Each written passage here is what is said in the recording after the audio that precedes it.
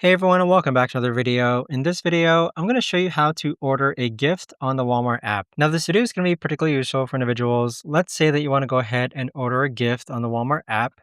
How do you actually go ahead about doing so? Now, this video is going to be short, sweet, and simple, guys. There's not going to be a lot of steps involved. Now, in order to do this, what you're first going to do is add an item to your cart. So click on an item, then click on Add to Cart. Now, once you have an item added to your cart, click on the top right hand corner where you see the cart, then click on Continue to Checkout. Now, on the middle hand side here, you can see that there is a checkbox for this order as a gift. Click on that checkbox and then click on Continue to Checkout.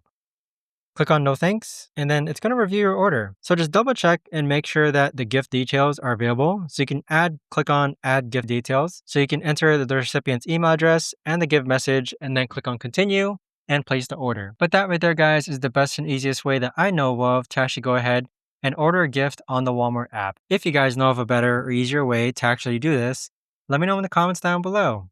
I would love to know. Thanks so much for watching, everyone, and I'll see you guys all in the next video.